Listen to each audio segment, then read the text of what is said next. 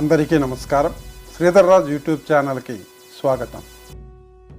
ఈ వీడియోలో మనం పెరియ పురాణంలో పేర్కొనబడిన 63 మంది నాయనార్లలో 6వ వారైన విరల్మిండ నాయనార్ గురించి తెలుసుకుంటాము. శివుని సాన్నిధ్యాన్ని చేరడానికి ఉన్న అనేక మార్గాలలో విరల్మిండ నాయనార్ యొక్క జీవితం ఒక మార్గాన్ని తెలియజేస్తుంది. విరల్మిండ నాయనార్ కేరళలోని చెంగన్నూరు ప్రాంతంలో వెల్లలార్ కులానికి చెందిన వ్యవసాయదారుల కుటుంబంలో జన్మించారు.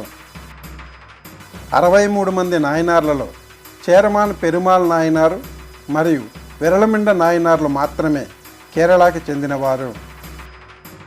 విరల్మిండ నాయనారు చిన్నతనము నుండి గొప్ప శివభక్తుడు. శివుణ్ణి ఆరాధించడం కంటే శివభక్తులను గౌరవించడం అనేది శివునికి చేసే గొప్ప సేవ అని నమ్మిన వ్యక్తి. విరల్మిండ నాయనార్ తన వ్యవసాయ వృత్తిని చూసుకుంటూ సమయం దొరికినప్పుడల్లా వివిధ శివాలయాలను సందర్శించేవారు. తను వెళ్ళిన ప్రతి శివాలయంలోనూ మొదట అక్కడ గల శివభక్తులకు నమస్కరించి వారికి సేవ చేసుకున్న తర్వాతనే గర్భగుడిలోని మహాశివుణ్ణి దర్శించుకునేవారు. శివభక్తులకు చేసే ఆరాధన శివారాధన కన్నా గొప్పదని నమ్మిన వ్యక్తి విరల్మిండ నాయనారు.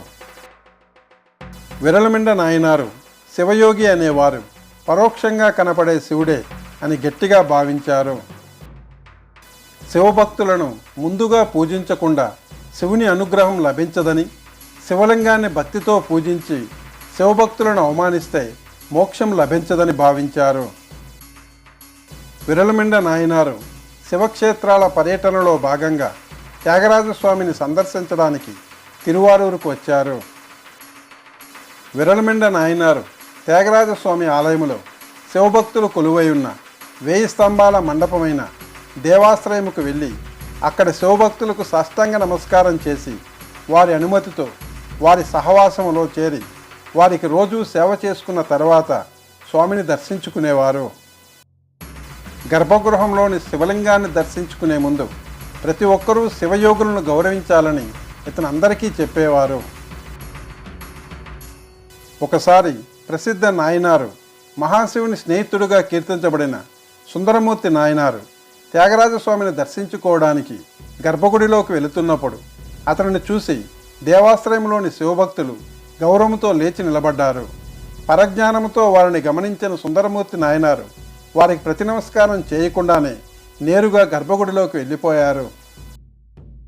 ఇది చూసిన విరల్మిండ నాయనారు కోపోద్రిక్తుడై శైవ సాధువులైన శివభక్తులను అవమానించిన సుందరమూర్తి నాయనార్ని ఈ శైవభక్త కూటమి నుండి బహిష్కరిస్తున్నాను అని ప్రకటించడమే కాకుండా క్రమశిక్షణ లేని సుందరమూర్తి నాయనార్తో సహవాసం చేస్తున్న మహాశివుణ్ణి కూడా శైవకూటమి నుంచి బహిష్కరిస్తున్నానని ప్రకటించాడు.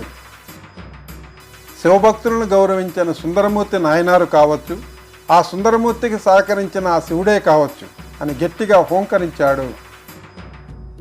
విరల్మిండ నాయనారు యొక్క కోపానికి భయపడి గర్భగుడి నుంచి వెలుపలకు వచ్చిన సుందరమూర్తి నాయనారు తనను క్షమించమని, పరజ్ఞానంతో గమనించకుండా తప్పు చేశానని అని చెప్తూ శివభక్తులకు సాష్టాంగ నమస్కారం చేసినప్పటికీ విరల్మిండ నాయనారు కోపం తగ్గలేదు. దీనితో సుందరమూర్తి నాయనారు మహాశివుణ్ణి వేడుకొని శివుని సహకారంతో పవిత్ర శివభక్తుల జాబితాను పేర్కొంటూ తిరుతొండ తగై అనే పతిగాన్ని పాడారు. ఆ పతికము శివభక్తులైన నాయనార్లను ప్రపంచానికి తెలియజేసింది. సుందరమూర్తి నాయనారు పాడిన పతికముతో శాంతించిన విరల్మిండ నాయనారు సుందరమూర్తి నాయనార్ని పొగుడుతూ శివయోగులకు శివయోగిగా గౌరవించాడు. నాయనార్ల గురించి ప్రపంచానికి తెలియజేయడానికి కారణమైన వ్యక్తి విరల్మిండ నాయనారు. అతని శివభక్తి, శివయోగుల ఎడల అతనికి గల గౌరవము, వారికి అతను చేసిన సేవలకు మహాశివుడు కరిగిపోయి విరల్మిండ నాయనార్ను ఆశీర్వదించి భూతగణాలకు అధిపతిగా చేసి మోక్షాన్ని ప్రసాదించి తనతో పాటు కైలాసానికి తీసుకెళ్లారు.